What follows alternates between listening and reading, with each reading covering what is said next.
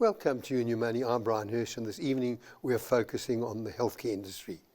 It seems that younger people are choosing to buy hospital plans and in some cases they add gap cover. I understand that individuals who join a medical scheme after the age of 35 are required to pay an additional premium for life as they have not contributed earlier to what they call the medical pool. The reason given is the lack of cross-subsidization between younger and older members. If this is correct, the question to you, good evening, Roseanne. I've got Roseanne Harris with me. Roseanne is Head of Policy and Regulatory Affairs at Discovery Life. Good evening to you, Discovery Health. Roseanne, what is happening in the industry? Is there consolidation? Because if younger members are not contributing to this question of cross-subsidization, how do medical aids, and particularly the smaller medical aids, ultimately survive?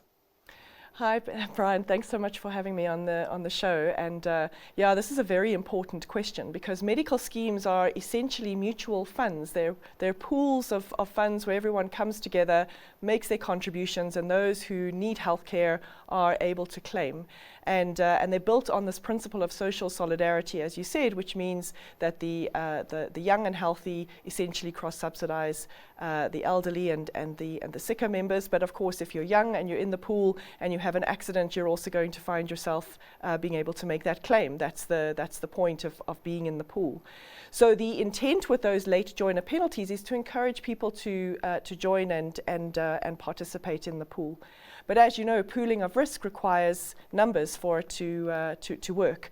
And so you're quite right, there's quite a significant challenge for smaller risk pools when it comes to operating in an area of regulated social solidarity. And that's where the Health Market Inquiry made a number of recommendations about how the medical scheme industry can be regulated to address some of the challenges that sort of the unintended consequences of the regulatory framework. And it's a pity that those haven't been brought into effect yet. Will companies engage with the smaller medical aids, engage with bigger medical aids to find if there are any synergies? And the dangers of the smaller medical aids are probably not getting that many people joining at the younger aids to provide that extra pool of money. Yeah, well, remember that we have, across the registered medical schemes that we have in South Africa at the moment, we have both open medical schemes, which are, open to anyone to join, and also restricted membership schemes, which are limited to a particular group. It might be employees of a certain employer or some other eligibility criteria. And so in those niche cases, then, the risk pool can work because of the way in which those restricted membership schemes have been designed. But in the open scheme space, you're right, we have certainly seen a big move towards greater consolidation, and of course it does provide more security to members who are participating in that larger risk pool, because you want to have the security that your large claim, if you're unfortunate enough to have a large claim, is going to be covered. Yeah. Roseanne, I would imagine many viewers who are in smaller schemes may be getting a little bit nervous. If something happens to that medical scheme, is there an automatically transfer? Can members transfer from one scheme to another scheme without all these exclusions, waiting periods and things like that? What does that entail? So I guess the security that we have in the medical scheme space is that it's a very well regulated space. So the Council for Medical Schemes has a lot of oversight in terms of how medical schemes operate. So their financials are regularly reviewed, and the Council for Medical Schemes will require a medical scheme to submit a business plan to demonstrate how they're going to build their solvency position if it looks like they are getting into financial trouble. And that's an important component of providing security to members to know that there is oversight. But as you say, there's also a need to make sure that members are protected and that they have the continuity of cover. And I would suggest that people speak to their brokers about looking into the financial security of their medical scheme and the options that they have to make sure that they've got that security of ongoing cover. Let's just go back to brokers' support. There was some article in some financial mail some months ago about, is it broken? I mean, so many people have brokers who they never see, don't even understand the role of a broker, don't understand that many medical schemes price in a healthcare consultant. And so when I use the word broker, it's a loose term because broker means anything. But it's a healthcare consultant who can help you. Because if we look at what's going to happen in the years to come, if medical aids are increasing at 9% a year, and we use the rule of 72, which says every 8 years your medical aid is going to double, and in 8 years' time after that it's going to quadruple.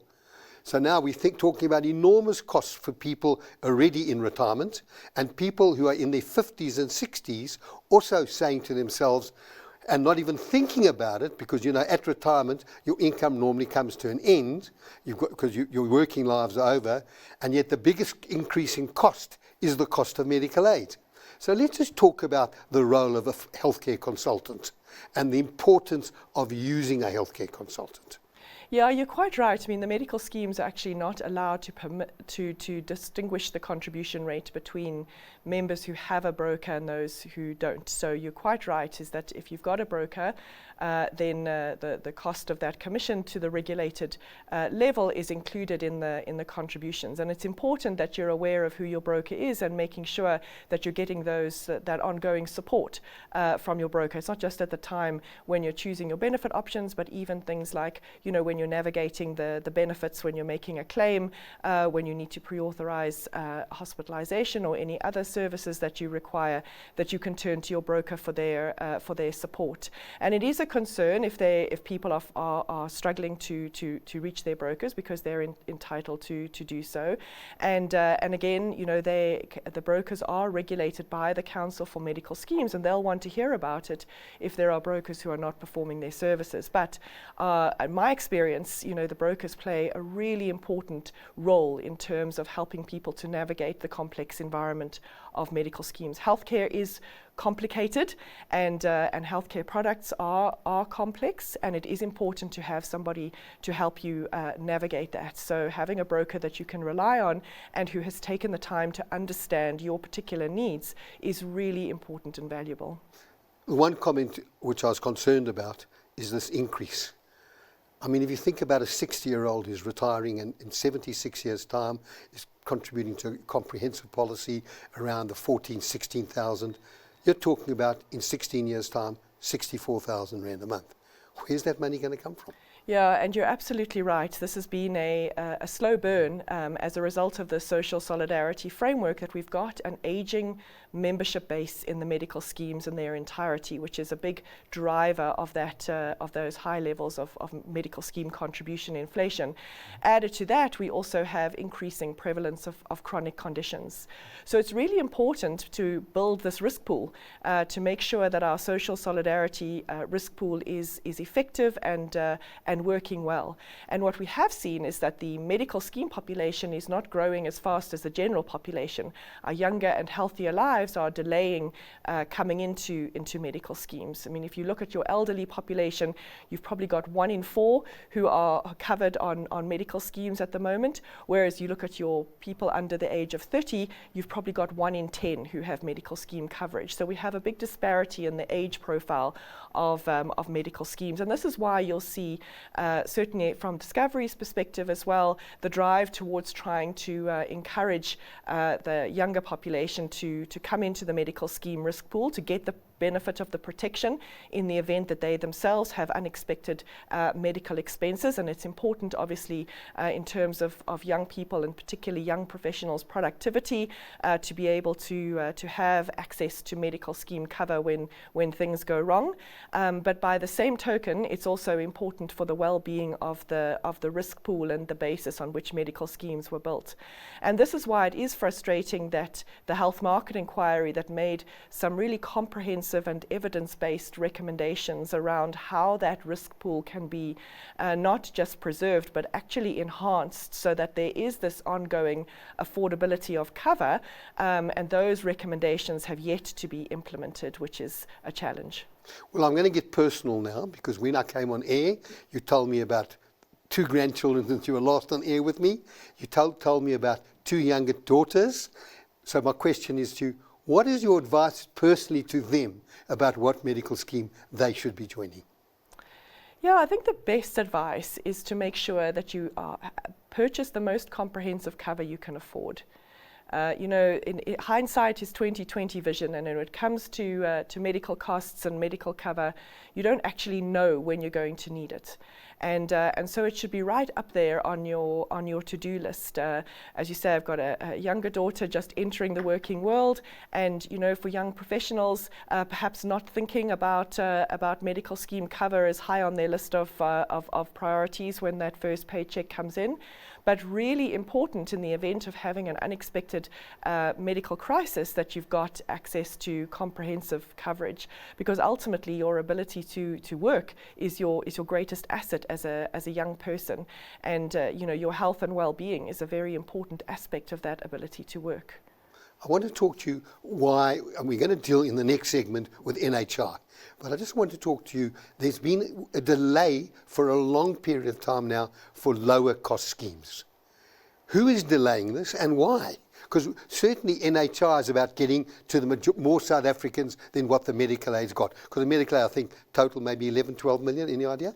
We have around just over 9 million people on medical schemes at the moment, so that's just... Does that include husbands, wives, children? That's everybody, yeah. And that's around 15% of the population. So, the rest of the population is dependent on accessing public facilities where they can, but also a lot of people are paying out of pocket for primary health care cover, mainly when they need it. I mean, we talk about public and private like it's only the medical scheme members that are using the private health providers, but there's around 25 million people who are using private health providers, and many of those are actually paying out of pocket, and that means unpredictable expenses, and particularly your lower income lives are unable to afford those when they arise, and it means things like payday loans and so forth. So having access to pre-funded healthcare cover is absolutely vital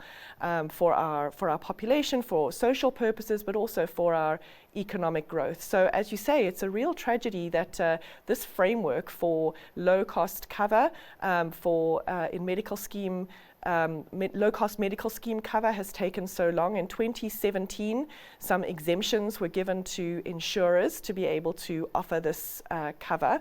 And since then, the medical schemes have been motivating strongly for that cover to be operated inside the medical scheme environment to provide that additional protection of the regulated framework of medical schemes and also access to the tax credit.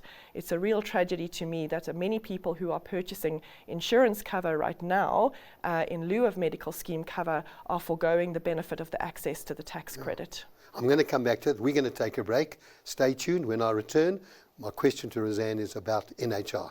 Be back shortly.